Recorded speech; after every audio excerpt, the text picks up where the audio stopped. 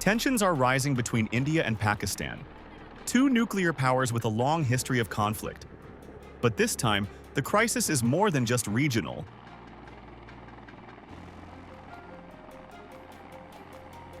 Let's witness the news. Stay on Tactical Aviation. Open conflict has erupted between India and Pakistan, once again raising the possibility of nuclear confrontation.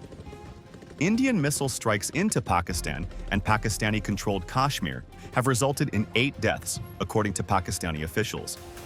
At the same time, Islamabad claims to have shot down 2 or more Indian fighter jets over its territory. Shelling and heavy gunfire have also broken out along the Line of Control, LOC, the heavily militarized de facto border that divides Indian and Pakistani-controlled parts of Kashmir. Pakistan's defense minister has said a forceful response is being given. As fighting intensifies, the United States now faces a narrow but urgent opportunity that requires modest, focused diplomatic engagement to prevent further escalation, reinforce U.S. credibility, and avoid much higher costs in areas beyond South Asia later.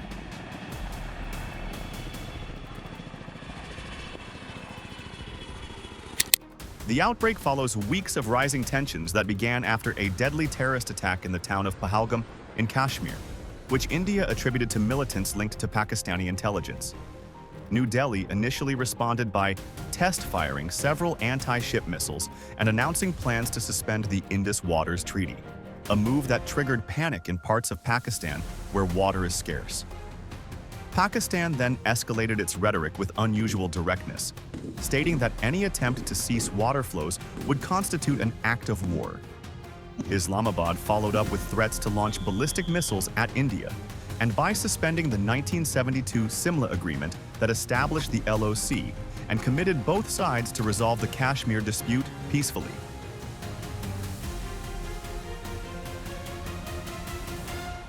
With cross-border strikes now underway, the latest South Asia crisis has entered a dangerous new phase. The need for urgent, calibrated diplomatic engagement is now more critical than ever.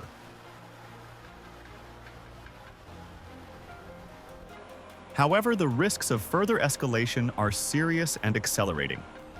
Communications and signaling strategies that might have eased tensions in the past are far more fragile today, as the dynamics between India and Pakistan have become increasingly compressed and brittle. Nationalist politics in both India and Pakistan leave little room to promote restraint or diplomatic compromise. Military doctrines on both sides have evolved toward prioritizing rapid military responses, increasing the chances of misinterpretation and overreaction. India's missile launches signal not just a show of strength, but a calculated escalation of strategic messaging. Meanwhile, Pakistan's open nuclear threats potentially lower the rhetorical threshold for nuclear use in a way rarely seen in previous crises. In this environment, opportunities for de-escalation are fewer, narrower, and more difficult to seize. This is no longer a crisis waiting to erupt. It is a crisis already unfolding, revealing just how thin South Asia's veneer has become. The United States has confronted this challenge before, and has succeeded. During the 2019 Pulwama Balakot crisis, after a suicide bombing in Kashmir provoked Indian airstrikes within Pakistan, Washington played a decisive role in halting escalation. Then, Secretary of State Mike Pompeo engaged directly with Indian and Pakistani leadership, while American diplomats leveraged informal networks and engaged regional partners to deliver private messages urging restraint. Public statements called for de-escalation without apportioning blame, preserving vital political space for both sides. The episode demonstrated that early, calibrated U.S. engagement on multiple levels could empower both India and Pakistan to find off-ramps without appearing to capitulate.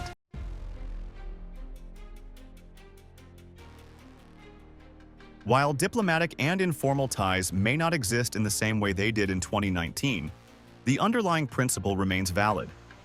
Neither India nor Pakistan seeks a full-scale war, and certainly not a nuclear exchange. Both governments, despite their aggressive rhetoric, are looking for ways to secure domestic political advantages from crises without triggering uncontrollable escalation. The shrinking space for maneuver makes timely outside engagement all the more consequential.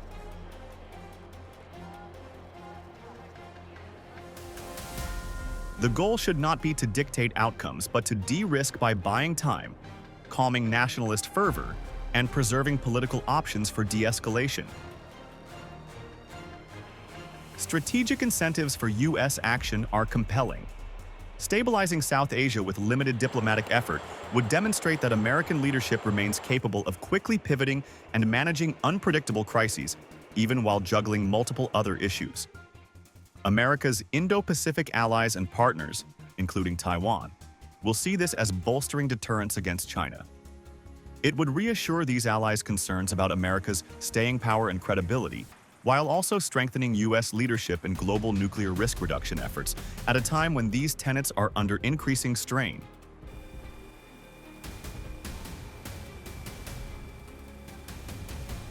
Indeed, Washington has taken initial steps to urge restraint, with senior officials reaching out to both Indian and Pakistani counterparts to encourage a responsible solution to the crisis.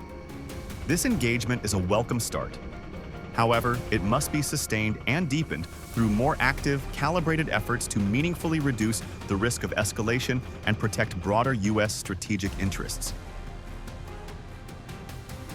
These efforts must be undertaken quickly and at senior levels. While they need not be expansive or high-profile, they should be consistent, visible, and sustained. A smart crisis management strategy would include early public calls for restraint, urging the immediate cessation of all military strikes and live fire along the LOC, as well as military signaling involving missile platforms. Private senior-level communications encouraging reactivation of crisis communication channels. Quiet coordination with regional stakeholders who retain access to both governments. And military-to-military engagement reinforcing the importance of avoiding further military actions. Following a policy of measured diplomatic engagement would align with the administration's stated priorities. President Trump has repeatedly emphasized the catastrophic consequences of nuclear war, describing nuclear weapons as the greatest threat to humanity. In recent weeks, he has renewed his emphasis on the dangers of nuclear conflict and underscored the importance of avoiding global nuclear confrontation. Early diplomatic intervention to manage the India-Pakistan crisis aligns directly with these goals by preventing nuclear instability at a low cost while preserving strategic bandwidth for great power competition.